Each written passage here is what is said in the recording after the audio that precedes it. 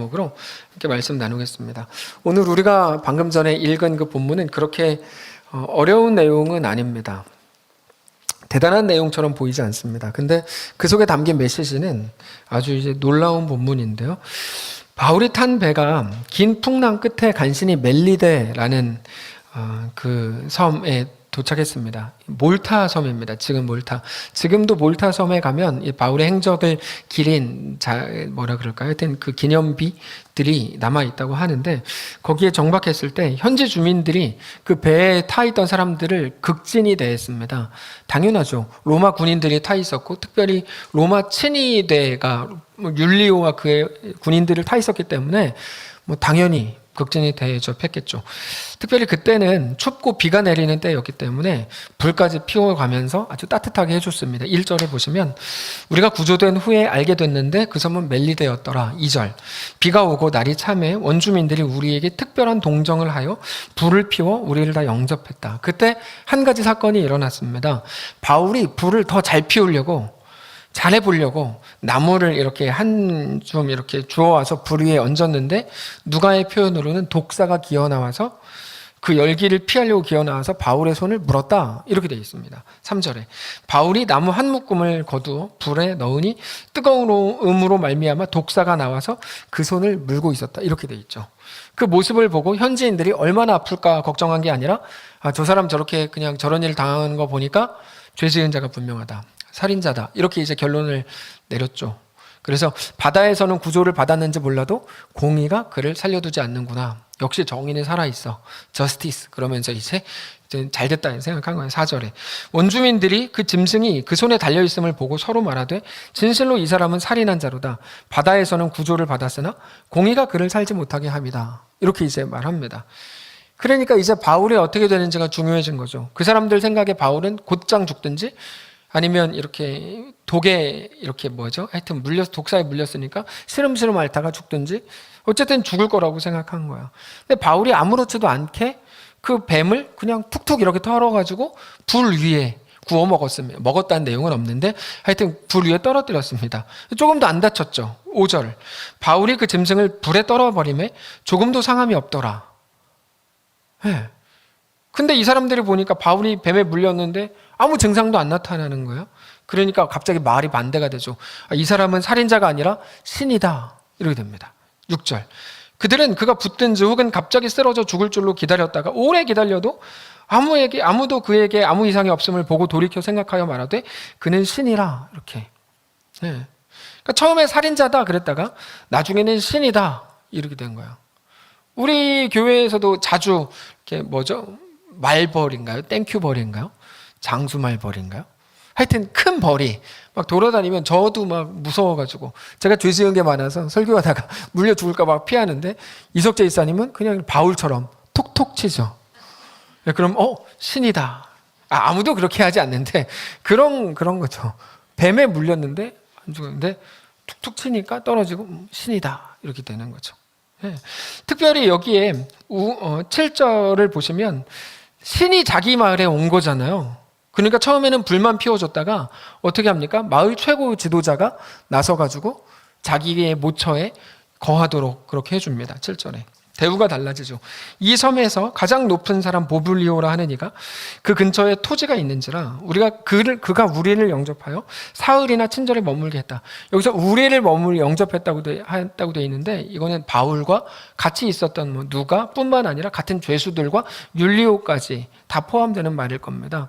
얼마 전에 죄수들을 도망칠지도 몰라, 그래서 먼저 죽여야 되는 거 아니야? 이렇게 대화를 했기 때문에 죄수들을 그냥 따로 놔둘 리가 없죠. 같이 포함되는 상황이었을 겁니다. 그렇게 3일 정도를 좋은 대접을 받고 나서 오히려 이제 편안한 공간에서 지낼 때 바울이 한 가지 소식을 알게 되죠. 뭡니까?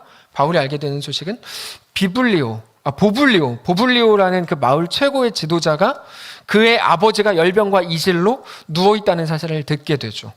그래서 바울이 그 방으로 들어가서 안수기도 하고 그렇게 이제 아버지의 병이 낫게 됩니다. 8절 보블리오의 부친이 열병과 이질에 걸려 누워있거늘 바울이 들어가서 기도하고 그에게 안수하여 낫게 하매. 자, 현지인들이 볼 때 신이 자기들 마을에 들어왔어요. 근데 그 신이 마을 최고 지도자의 아버지의 병을 고쳤어요. 그러니까 완전히 지금 땡큐죠. 그래서 병든 모든 사람들이, 마을에 있는 모든 사람들이 다 몰려들었습니다. 그래서 기도받고 병 낫고, 기도받고 병 낫고. 9절. 이러므로 섬 가운데 다른 병든 사람들이 와서 고침을 받고, 그리고 나서 일정 기간이 지난 후에 그들은 거기 뭐 섬에 계속 있어야 되는 게 아니라 로마로 가야 되니까 배를 정비하고 다시 떠나는데, 후한 대접을 받고 거기를 떠나죠. 10절에.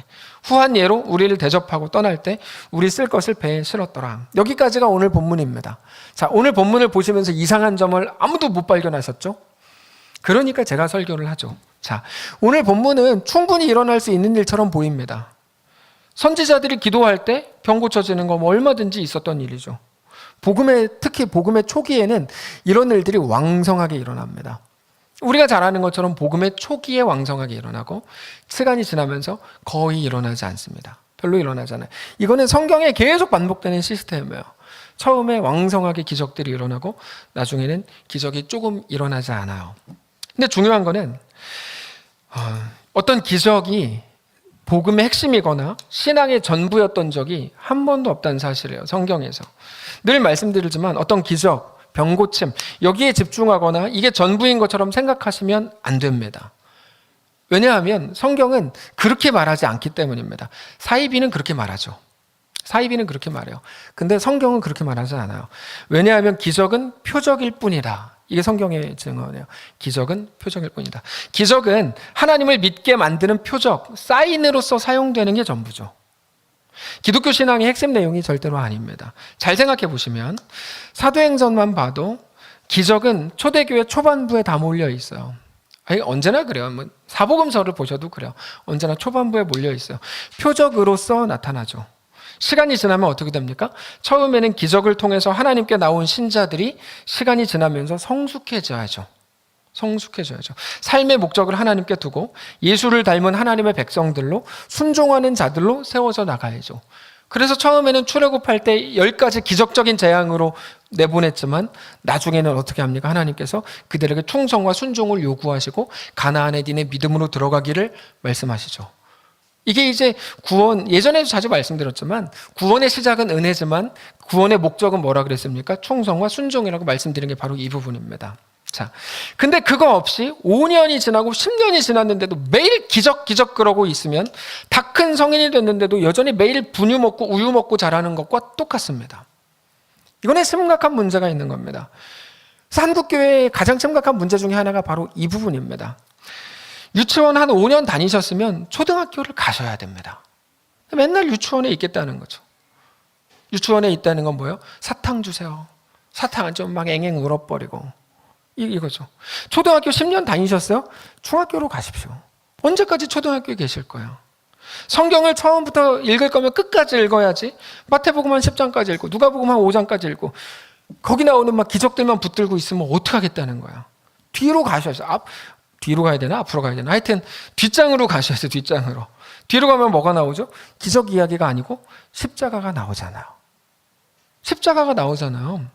예수님이 십자가 지신 이야기, 우리를 위해 죽으신 이야기, 죽음 끝에 부활하신 이야기, 우리에게도 십자가를 지라. 세상 끝날까지 내가 너희와 항상 함께 있을 거니까 가라. 이 얘기가 나오는데 거기까지 가야죠. 맨날 신자들이 뭐만 합니까? 앞부분에 머물러 있는 거예요. 하나님 나한테도 오병이어 기적을 일으켜 주십시오. 언제까지 오병이어 그럴 거냐고요. 언제까지 그럴 거냐고요. 네, 가야죠. 뒤로 가야죠. 다시 말해서 성경에서 기적이 일어나고 표적이 일어났으면 언제나 뭘로 갑니까? 복음 증거로 갑니다. 이게 성경 시스템이에요. 복음으로 갑니다. 복음은 뭐로 간다는 거예요? 하나님 백성이 되라, 하나님 백성으로 살라로 언제나 가거든요. 근데 여기까지 안 가죠. 한국교회가 자꾸만 중간에 멈춰요. 복음 증거로 이어지지 않는 기적은 문제가 있습니다. 완성되지 않은 것이기 때문입니다. 복음 증거, 십자가로 이어지지 않는 기적은 의미가 없습니다. 그러니까 매일 기도원 가서 기도해 주세요. 안수해 주세요. 병 낫게 해주세요. 간절함은 이해가 되지만 이거는 문제가 있는 겁니다. 그리고 그 복음 증거는 성숙한 그리스도인들로 십자가를 지는 모습으로 이어져야 하거든요. 어제 어떤 한 분이 저한테 영상을 보여주셨어요. 목사님 이 영상 보셨어요? 그래서 아니요, 저는 영상은 뭐 안 보는데요. 그랬더니 빨간 바탕에 흰 글씨 쫙 이렇게 써 있어요. 그래서 뭐예요? 그래서 봤더니 예수의 보혈을 뿌릴지어다가 주제예요. 예수의 보혈을 뿌릴지어다. 보신 분 계실 수도 있어요. 예수의 보혈을 뿌릴지어다. 예수의 보혈을 우리 삶에 뿌릴지어다. 자녀의 삶에 뿌릴지어다. 연약한 육체에 뿌릴지어다. 그래서 제가 그걸 처음에 보고 야 저거를 1시간이나 절해? 그랬더니 아니요 6시간 동안 절해요. 그래서 AI가 하는 거야? 그랬더니 어떤 분이 직접 녹음을 했대요. 그래서 한국교회 진짜 큰일 났다 진짜 이런 생각을 했습니다. 조회수가 57만이에요. 밑에 댓글이 내 영혼이 깨끗해졌어요. 예수의 보혈을 내 영혼에 뿌려서 내 영혼이 깨끗해서 너무 감사합니다. 제가 댓글 달아야겠다 그랬는데 그분이 이렇게 썼어요. 댓글 다시면 안 돼요. 여기 이런 댓글이 있어요. 여기 부정적인 댓글을 다는 사람은 마귀가 씌인 겁니다. 그래서 무서워서 댓글도 못 달겠고 괜히 욕먹을까 봐. 예, 아주 그냥 원천봉쇄. 자꾸만 이렇게 이단처럼 가면 안 됩니다. 복음이 뭔지를 모르니까 자꾸만 이렇게 가는 거예요. 자꾸만 이렇게 가는 거예요. 보통 신학교는 3년을 신대원에서 공부를 해야지 목사 안수를 줍니다. 3년 신대원에서 공부하고 1년 강도사를 지나야 목사 안수를 받아요. 4년. 더 제대로 하려면 저처럼 7년을 해야지 목사 안수를 받습니다. 근데 어떤 사람이 얼마 전에 자기가 세운 학교에 와라. 자기가 세운 학교는 다 필요 없다. 6개월이면 목사 안수 준다.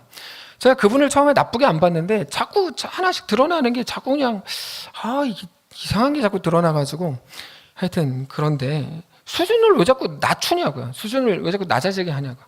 안 그래도 공부 못하는 사람들이 신학교 가는 건데 죄송합니다. 이렇게 표현해서 그래서 목사가 됐는데 이것도 수준을 더 낮게 해가지고 6개월이면 된다고 하면 어떡하라 그러냐고 도대체. 이거는 자학 개그라는 거예요. 자학 개그. 자, 복음 증거가 십자가로 가지 않는 기적은 무의미할 뿐만 아니라 오히려 더 위험하기까지 합니다. 예수님의 말씀을 통해서 우리는 이렇게 확인을 할 수 있어요. 마태복음 11장 봅시다. 마태복음 11장. 복음 증거로 이어지지 않는 기적이 왜 나쁜지. 마태복음 11장 봅시다.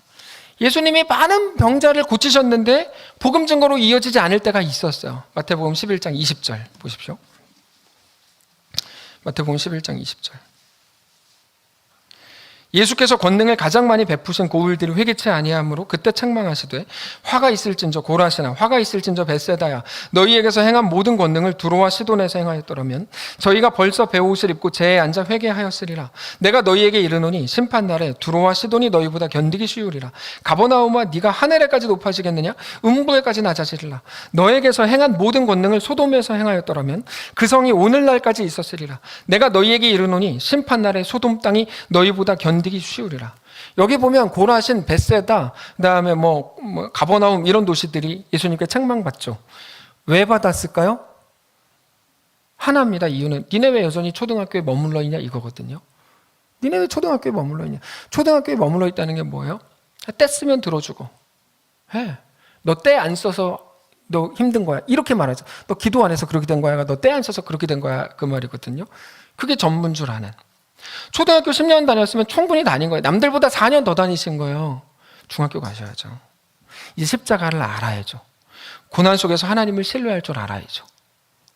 언제까지 거기에 있을 거냐고요. 기적이 일어났는데도 그냥 아싸 병이 고쳐졌어. 거기 머물러 있지 말고 회개하고 하나님의 사람으로 삶을 살아내기 시작하고 그래서 28절로 내려가면 이런 말이 나오는 거죠. 수고하고 무거운 짐 진 자들아 다 내게로 오라. 내가 너희를 쉬게 하리라. 나는 마음이 온유하고 겸손하니 나의 멍에를 메고 내게 배우라. 그러면 너희 마음이 쉼을 얻으리니 이는 내 멍에는 쉽고 내 짐은 가벼움이라. 여기 뭐가 나옵니까? 예수님의 멍에, 예수님의 짐 이런 게 나오죠. 네, 이런 게 나오죠.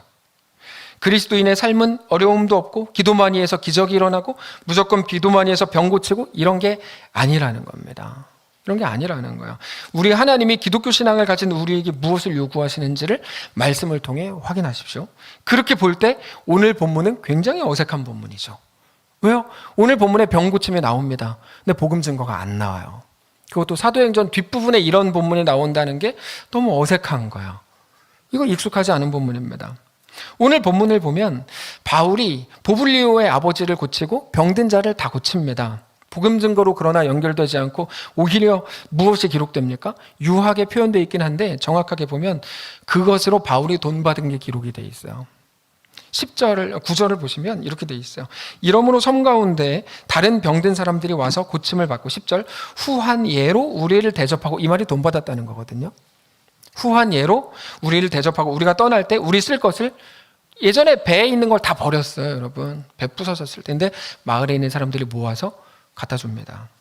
네, 이게 돈 받았다는 것을 부드럽게 표현한 내용입니다. 우리는 여기서 하나님이 도대체 이 본문을 우리에게 왜 주셨는가를 발견해야 됩니다.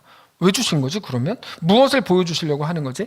이렇게 보기 드문 역사거든요. 이거는 기적이 복음 증거로 이어지지 않고 사도행전 말미에 바울이 좋은 대우를 받았다, 바울이 그 대가로 돈을 받았다, 이거니까 여기서 이게 뭐지? 이렇게 생각을 해야 됩니다. 물론 복음 증거가 안 됐는지 됐는지는 몰라요. 안 써 있어요. 안 됐다고는 안 나오니까. 근데 확실한 한 가지는 하나님이 이 본문을 우리에게 주신 거는 복음 증거로 이어졌다 안 이어졌다를 보여주시려고 주신 건 아닌 건 확실합니다. 안 나오니까.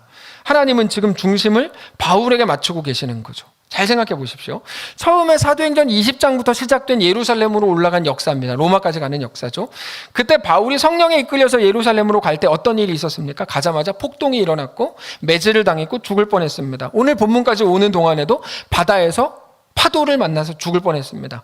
파도가 잠잠해졌을 때는 군인들에 의해서 죽을 뻔했습니다. 계속 우리가 다 확인한 내용이에요.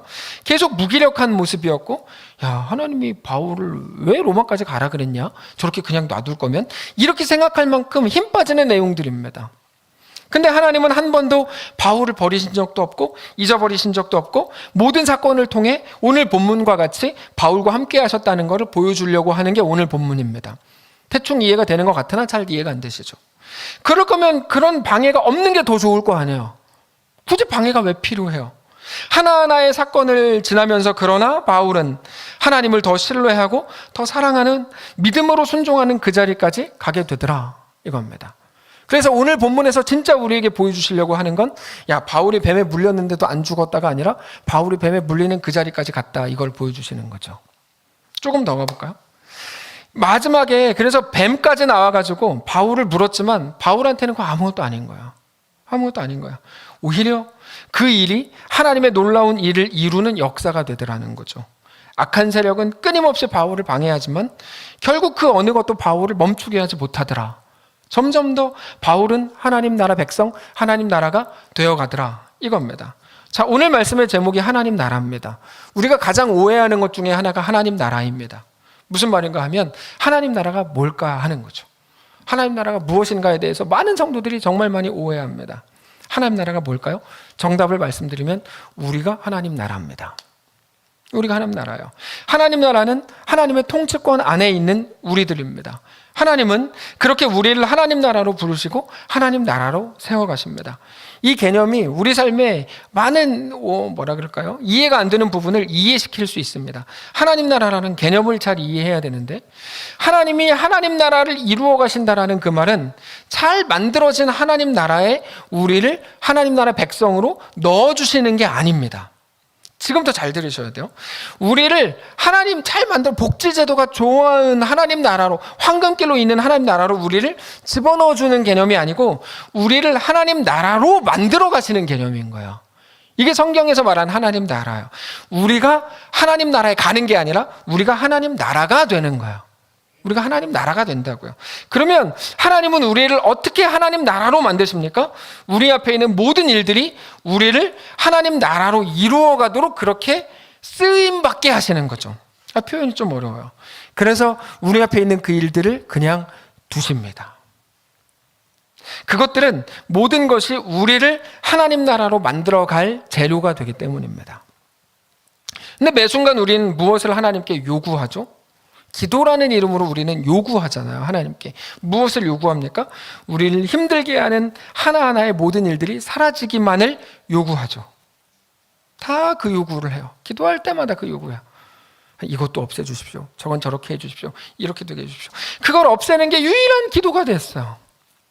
근데 하나님은 그렇게 일하시지 않습니다. 왜요? 그게 재료가 되게 하니까. 근데 우리는 매일 그 여건과 그 재료를 없애달라는 거죠. 없애서 뭐 하실 건데요? 여기서 조금 더 편하게 살겠다는 거죠. 그게 우리 유일한 기도죠. 근데 하나님은 그렇게 일 안 하신다고요. 그렇게 일 안 하죠. 그렇게 하실 거면 바울에게도 파도도 있을 것도 없고 폭도도 있을 것도 없고 매질당함도 있을 것도 없었다고요. 하나님은 그렇게 일 안 하십니다. 그 어떤 것이라도 우리 앞에 그냥 두셔서 우리를 하나님 나라로 만들어 가신다는 거죠.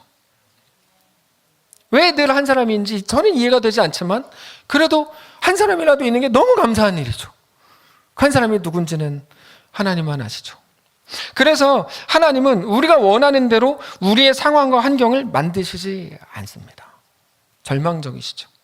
우리는 지금 힘겹지만 그거를 통해서 하나님은 우리를 하나님 나라로 만들어 가실 것이기 때문입니다. 그리고 그렇게 만들어진 하나님 나라라는 것은 지난 모든 고통과 모든 연약함과는 비교할 수 없는 영광과 가치와 명예죠. 네, 좋은 예가 출애굽입니다. 출애굽하기 직전에 이스라엘 백성들의 고통은 극에 달했습니다. 극에 달했습니다. 근데 재밌는 건 이겁니다. 출애굽기 2장을 보면 하나님이 그들의 긴 고통 속에 하나님께 향한 기도의 소리를 들으세요. 찾아봅시다. 출애굽기 2장입니다. 출애굽기 2장 23절 84페이지. 구약성경 84페이지입니다. 구약성경 84페이지. 출애굽기 2장 23절 84페이지. 여러 해 후에 애굽 왕은 죽었고 이스라엘 자손은 고된 노동으로 말미암아 탄식하며 부르짖으니 그 고된 노동으로 말미암아 부르짖는 소리가 어떻게 됩니까? 하나님께 상달되죠. 하나님이 들으셨다는 거예요. 24절. 하나님이 그들의 고통 소리를 들으셨고 언약을 기억하셨고 25절. 하나님이 이스라엘 자손을 돌보시기로 하셨고 그들을 기억하십니다. 자, 그러면 애굽이 괴롭혀가지고 노동을 고되게 시켜서 이스라엘 백성들이 탄식 속에 기도했잖아요. 그 기도가 소리를 하나님이 들으셨어요. 그렇게 해서 이제 이스라엘 돌보셨는데 그럼 어떻게 돌보셔야 됩니까? 돌보셨으면 당연히 애굽으로 하여금 이스라엘을 못 괴롭히게 해야죠. 당연한 거잖아요. 그게 정상이죠. 이스라엘을 더 강하게 해야 됩니다. 근데 어떻게 하죠? 하나님은 그렇게 안 하십니다. 재밌는 건 이거예요. 이후에 나오는 출애굽의 모든 역사를 보면 모세가 바로랑 싸울 때마다 바로는 점점 더 완고해져요. 우리 다 아시죠, 그거. 점점 더 완고해져요. 바로가 변합니까? 하나님의 기적 때문에 바로가 변화됩니까? 바로는 끝까지 안 변합니다. 이스라엘 백성들의 기도는 뭐였죠? 바로를 변화시켜 주십시오. 그거였죠. 네? 바로는 안 변해요. 예전에 오후 예배 때 김혜삼 집사님께서 전설적인 기도를 하실 때 이렇게 기도하셨죠. 북한의 변화기를 기도하면서 저 돼지 같은 김정은도 변화기를 기도 그렇게 하셨잖아요. 저는 하나님 나라 가는 순간까지 그 기도를 잊지 못할 거예요. 근데 우리는 정치가 변하고 삶이 변하고 상황과 여건이 더 좋아지기를 기도합니다. 김일성 왜 죽었는지 말씀드렸죠. 제 기도의 응답이었죠. 저는 간절히 기도했고 그는 죽었어요. 그래서 김정일도 되나? 기도했더니 또 그렇게 됐어요.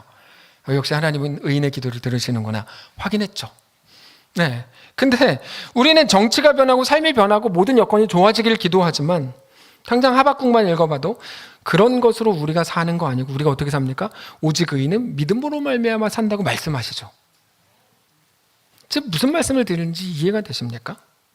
실제로 출애굽 때 애굽의 10가지 재앙을 통해 변한 건 그들은 애굽이 변하게 해주세요. 우리를 못 괴롭히게 해주세요. 회개하게 해주세요. 아무리 기도했을지 모르지만 진짜 10가지 재앙을 통해 변한 건 바로가 아니고 모세였습니다. 하나님은 바로를 변화시키시지 않고 모세를 변화시켰어요. 이게 너무 놀라운 거예요. 처음에 하나님이 모세를 바로에게 보내겠다 그랬어요. 그때 모세가 뭐라 그랬는 줄 아세요? 전 못 갑니다. 이렇게 말했어요. 난 못 갑니다. 다른 사람을 보내십시오. 그랬던 모세가 애굽에 내리신 10가지 재앙을 지나면서 어떻게 됩니까? 고백이 달라져요. 10가지 재앙 후에 홍해 앞에 섰을 때 백성들에게 이렇게 외쳐요. 너희는 가만히 서서 이 일을 행하시는 여호와를 보라. 이렇게 말해요. 10가지 재앙은 바로를 바꾼 게 아니라 모세를 바꾼 거예요. 모세가 변화됐어요. 단지 10가지 재앙이 아니라 출애굽 사건 전체를 모세 입장에서 보면 하나님이 이스라엘을 구하신 일이 아니고 바로를 멸망시키신 일도 아니고 모세를 변화시키신 일이라고 말할 수 있습니다. 처음에 모세는 하나님 말씀에 거부하죠. 하나님은 모세 달래기에 바빴어요. 야 모세야 너 가라. 못 갑니다. 너 가라. 못합니다. 아니야 너 할 수 있어. 안 갑니다. 그랬던 모세가 하나님과의 관계가 나중에 어떻게 됩니까? 이스라엘 백성들이 문제를 일으킬 때마다 하나님이 진노하시면 이제 모세가 백성과 하나님 사이의 중재자가 되죠. 모세가 변화하는 거예요. 이제 하나님의 마음이 무엇인지 알고 하나님의 마음을 있는 그대로 보여주는 백성의 지도자가 되죠. 그러다가 하이라이트가 뭡니까? 출애굽기 32장에 나오는 모세의 유명한 기도 한번 보여주시면, 그러나 이제 그들의 죄를 사하시옵소서. 그렇지 아니하시오면 원하건대 주께서 기록하신 책에서 내 이름을 지워버려 주십시오. 여러분, 저거 우리가 용납이 안 되잖아요. 아무리 그래도 그렇지 자기 이름을 생명책에서 지워달라는 게 이게 너무 간 거 아닌가, 모세? 이렇게 생각하잖아요. 근데 저거는 하나님을 향한 모세의 싸가지 없는 협박이 아니고 하나님의 마음이 모세를 통해 흘러나오는 진정한 고백인 겁니다. 굉장히 놀라운 고백인 거예요, 저게. 모세가 어떻게 저 자리까지 갑니까? 모든 사건들이 합력하여 모세를 저렇게 만든 거죠. 하나님 나라로 만든 겁니다. 바로의 완고함이 없었다면 모세는 저 자리까지 절대 못 가죠. 백성들이 그 광야에서 보여준 추태, 그 불평이 없었다면, 자신의 못난 연약함이 없었다면 모세는 너무 편했겠죠. 우리가 늘 요구하고 기도하는 것처럼 편했겠죠. 그러나 그렇게 됐다면 우리가 아는 모세, 하나님이 성경을 통해 보여주시는 모세의 모습은 만들어질 수 없었겠죠. 그거를 성경은 우리에게 보여주는 겁니다. 다만 모세를 눈물 짓게 했던 모든 일들을 모세를 하나님의 사람, 하나님의 백성, 하나님 나라로 만들었다. 이게 그 성경 본문인 겁니다. 하나님은 그것들이 그렇게 일하게 하셨다, 이거죠. 그거는 바울도 마찬가지입니다. 바울도 나중에 로마서 9장에 보면 저거랑 너무 똑같은 고백을 해요. 한번 보여주시면 이렇게 고백해요. 나의 형제 곧 고륙의 친척을 위하여 내 자신이 저주를 받아 그리스도에게서 끊어질지라도 원하는 바로다. 이렇게 말하잖아요. 상상할 수 없는 말이죠. 완벽한 기도입니다. 이게 왜 완벽한 기도입니까? 저게 하나님의 마음이기 때문이에요. 저게 왜 하나님의 마음이에요? 그를 위해 내가 죽겠습니다. 생명으로 생명을 대신할 수 있다면 그렇게 해주십시오. 그래서 우리 하나님은 이 땅에 친히 오셔서 우리를 위해 죽어주셨죠. 그게 모세에게서 고백되고 바울에게서 고백되는 거예요. 독생자 예수님을 십자가에 내어주시기까지 우리를 사랑하셨죠. 모세와 바울 모두 하나님과 같은 마음을 품은 겁니다. 하나님 나라가 된 거죠. 하나님 나라가. 무엇이 그들을 그렇게 만들었습니까?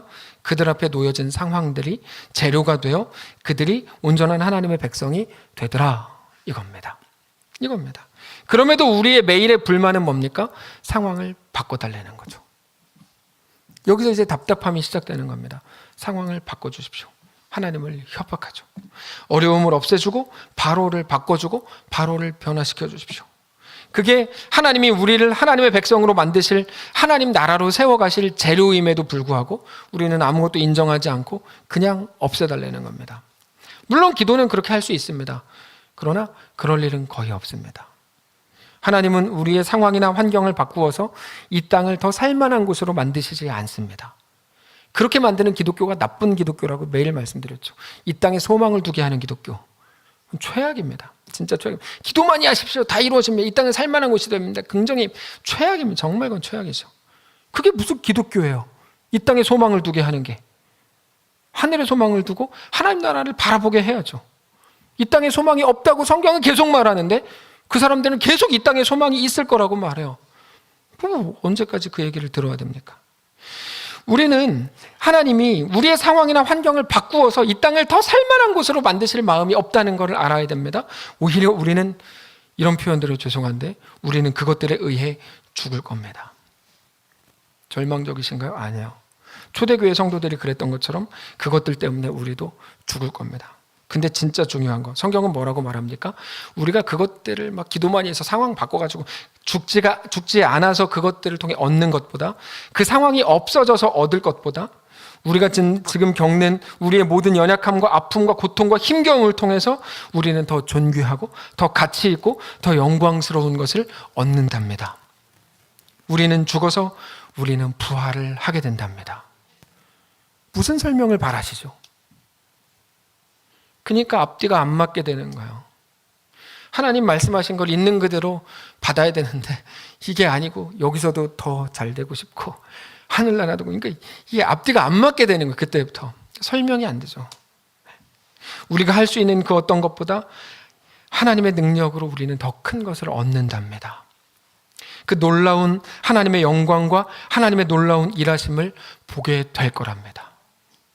바울은 어떻게 설명합니까? 너희는 기독교 신앙이 가지는 놀라운 크기, 하나님의 엄청난 그 역사 안에 들어와 있으면서 그 거대한 기대와 소망을 매일 외면하고 왜 자꾸 옛날로 돌아가려고 하느냐 그러면서 고린도전서에서 꾸짖죠. 네, 그러면서 이렇게 말해요. 니네 지혜로 된 게 아니지 않느냐? 너희 방법으로 된 게 아니지 않느냐? 누구 지혜로 됐냐? 그러면서 십자가를 뭐라고 소개합니까? 십자가의 도가 멸망당하는 자들에게는 미련한 것이요 구원을 받는 우리에게는 하나님의 능력이라. 하나님의 능력이요 하나님의 지혜라 라고 말하죠. 그 십자가의 도가 뭡니까? 오늘 우리 앞에 펼쳐진 우리의 오늘이죠. 하나님의 재료가 되는, 우리를 하나님의 나라로 만들어 가려고 하는 하나님 재료가 되는 그 현실, 그걸 우리 현실로 가져오면 무엇이 될까요? 우리가 그토록 기도하고 우리의 현실 속에서 간구하는데도 하나님이 우리 기도에 응답하지 않는다면 그 이유가 뭐라는 말입니까? 그냥 아직 때가 안 돼서 라고 막연하게 말씀하지 마십시오. 하나님의 대답은 그러면 뭡니까? 그게 일을 한다는 거예요. 너가 진짜 싫다 그러고 못 견디겠다고 하고 그렇게 하는 그게 일을 한다. 그거 없이는 너는 여기로 넘어올 수가 없다. 그게 하나님 나라로 우리를 만드니까. 그게 없이는 못 넘어오는 거예요. 하나님의 백성으로 넘어올 수 없다는 거죠. 그러니까 좀만 더 견디고 하나님을 사랑하고 주님을 신뢰하고 주님을 믿고 의지하라는 거죠. 그거를 지난 수요일에 인용했던 히브리서 5장에서 뭐라고 말씀하십니까? 이것만 말씀 찾고 마칩시다. 히브리서 5장입니다. 벌써 최근에 세 번째 찾는 말씀인데 히브리서 5장 8절.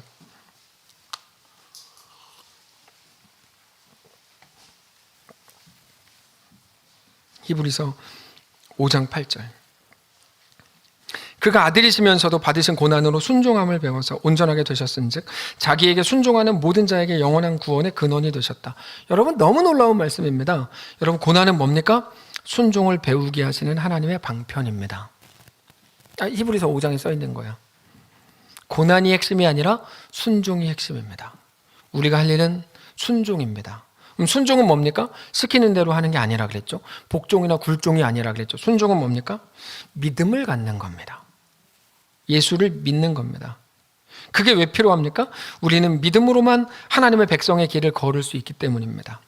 하나님이 우리에게 주신 전혀 새로운 길, 우리에게 제시된 구원이 그거라 그랬잖아요. 우리에게 제시된 새로운 길, 새로운 인생이라 그랬는데 그 길을 믿음으로만 걸을 수 있기 때문이죠. 그 믿음으로만 걷지 못하는 것을 심판이라고 부른다. 지난주에 말씀을 드렸죠. 그 믿음으로 걷는 거, 새로운 길을 제시돼서 그 믿음으로 걷는 길을 구원이라고 부른다. 네. 그게 하나님의 백성이고 하나님 나라입니다. 결국에 우리에게 허락된 그 길을 믿음으로 걷게 되는 것, 그 속에서 우리 하나님을 온전히 믿는 믿음으로 그 길을 걷는 것이 우리가 하나님의 통치를 따르는 하나님 나라가 되는 것이죠. 그게 우리를 향한 하나님의 목적하심입니다. 네. 말씀을 정리하겠습니다. 사랑하는 성도 여러분, 불만족이 계속 반복되는 것 같은 우리의 오늘, 이게 뭔가? 기도 많이 하면 들어진다는데 나는 기도했는데 이게 뭔가? 를 생각하는 게 전부인 우리의 오늘이 바로 하나님이 일하고 계시는 순간이고 그 자리라는 사실을 이제는 알게 되시기를 바랍니다. 우리는 그 인정이 안 되죠. 매일 불평하는 거야. 기도 응답되면 좀 교만해졌다가 교회 떠났다가 또 힘들면 또 돌아와서 이게 반복이 되는 거예요. 그러니까 이게 아직 성경을 안 읽으셔서 그런 건데 이게 반복이 되는 거야. 네. 근데 성도 여러분, 내가 겪는 모든 일들, 그 오늘이 하나님의 일하시는 시간이고 그 자리라는 것을 알고 믿는 그 믿음을 하나님은 오늘 우리에게 요구하고 계십니다. 그러므로 어디에 계시든지 우리 하나님을 사랑하시고 하나님을 정말로 신뢰하시기를 바랍니다. 모세가 그랬습니다. 당신 이름이 뭐예요? 라고 물었죠. 80세 때 바로한테 가기 전에 하나님이 이렇게 대답하세요. 나는 스스로 있는 자다. 너의 지나온 40년이 일을 하게 한 자가 바로 나다. 이렇게 말하죠. 그게 바울이고 오늘 본문입니다. 착한 일을 시작하신 이가 그리스도 예수의 날까지 이루실 줄을 우리는 확신하노라. 하나님은 오늘 우리를 하나님 나라로 만들어가고 계심을 믿으시기 바랍니다. 예배 전 웃구막 경건회 때 오경인 형제가 이렇게 고백하더군요. 처음에는 자기 무능함 때문에 못 견뎠다는 거죠. 근데 고백이 어떻게 달라집니까? 그 무능함을 없애달라는 고백은 사라지고 제 연약함을 통해 일하시는 하나님을 알게 됐다는 고백을 하게 됐습니다. 정말 놀랍지 않으세요? 어떻게 그 청년이 그런 고백을 할까? 중학생이라 가능한 거죠. 오경인 중학생. 중학생이라 이제 가능한 거죠. 하나님은 우리에게 오늘 그 고백하라고 말씀하시는 거예요. 내 연약함을, 무능함을 없애달라는 고백이 사라지고 뭐가 남습니까? 내 연약함을 통해 일하시는 하나님을 보게 해주셔서 감사합니다가 남는 거죠. 너무 멋있지 않아요? 성도 여러분, 내가 원하는 상황의 변화는 죽었다 깨나도 우리를 훌륭한 하나님의 사람으로 못 만듭니다. 저는 진짜 확신합니다.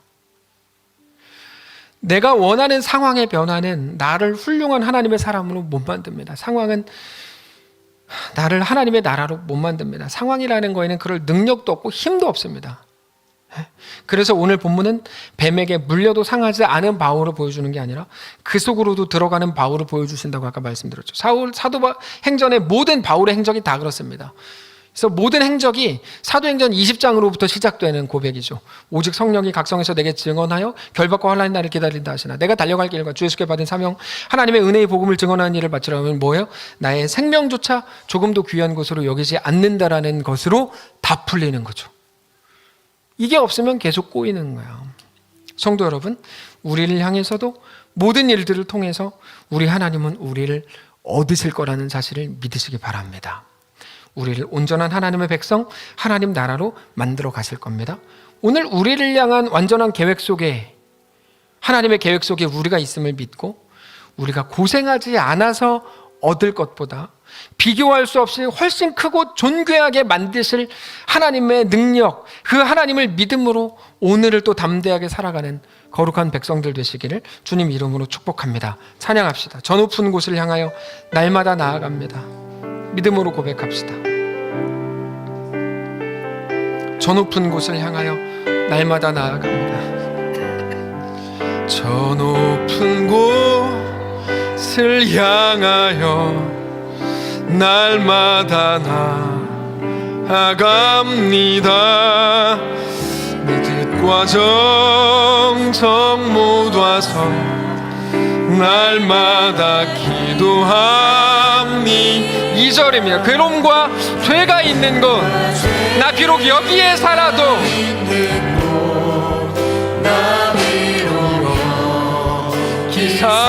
살아도 빛나 이 땅에 소망을 두는 게 아니라 빛나고 높은 저곳을 날마다 바라보 3절 합시다. 의심과의 안개 거치고 매 안개 거치고 근심의 구름 없는 곳 구름 없는 곳 기쁘고 참된 평화가 거기만 있사옵니 내 주여 내 마음 붙드사 내 주여 내 마음 붙드사 그곳에 있게 하소서 그곳은 빛과 사랑이 언제 우리 믿음으로 4절 고백합시다. 험하고 높은 이 길을 싸우며 믿음으로 나아갑니다. 높은 이 길을 싸우며 나아갑니다. 다시금 기도하오니 내 주여 인도하 우리 5절 고백합시다. 내 주를 따라 올라가 내 주를 따라 올라가 저 높은 곳에 우뚝 서 영원한 복락 누리며 아멘. 즐거운 노래 부르리 우리 믿음으로 선포합니다. 내 주여 내 마음 붙드사 내 주여 내 마음 붙드사 그곳에 있게 하소서 그곳은 빛과 사랑이 언제나 넘치오 우리 눈 감고 후렴 다시 한번 합니다. 내 주여 내 마음 붙드사 마음 붙드사